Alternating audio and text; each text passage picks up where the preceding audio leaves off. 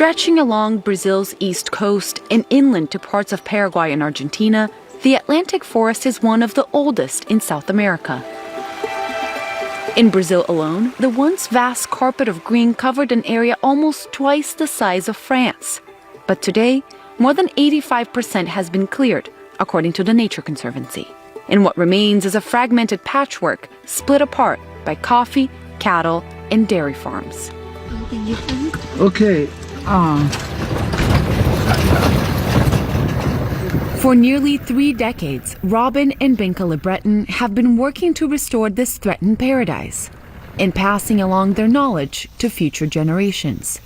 If you had come here when the time when your grandfathers were your age, this was all forest. There was then at that time a sudden increase in coffee prices, and everybody went crazy and cut down all the forest and planted coffee. As the years go by, the same thing happens with the milk production as happened with coffee. So what do? They cut down the forest in order to make more cow pasture. That doesn't produce the results either, so they cut down more forest till there's no forest left. In 1999, they launched Iracambi, an organization that strategically plants native flora back into the surrounding hillsides. So what we're doing here with the whole business of collecting the seeds, making the seedlings, planting the trees, by restoring and connecting the forests, we're creating wildlife corridors and corridors for plants.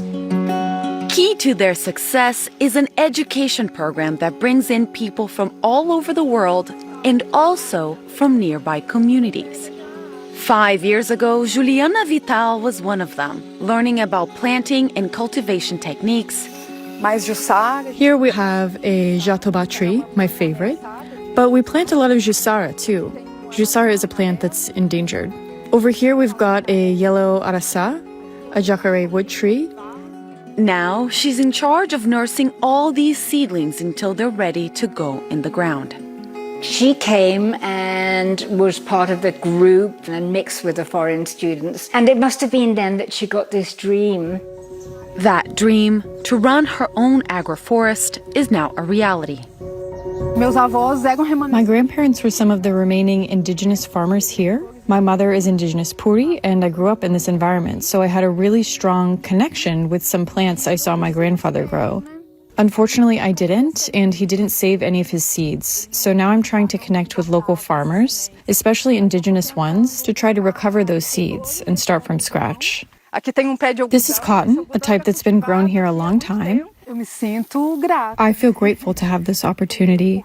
We come to understand that we're really taking care of ourselves. To plant something and then wait for the seed to grow, for it to bear a new seed that we can save. I don't think I fully grasp yet how much this is shaping me as a person. As they like to say at Iracambi, every forest starts with a seed. Just a few years ago, we started working with agroforestry, and that's an easier sell because people can get some kind of economic benefit out of it. So we're still experimenting and working with the community to see what they want and how we can make it work for them. To date, the NGO has helped establish 5,000 hectares of protected forest and raised and planted 250,000 native species of trees. It's good for the land and it's good for the people, but you can just see the land is looking so much happier.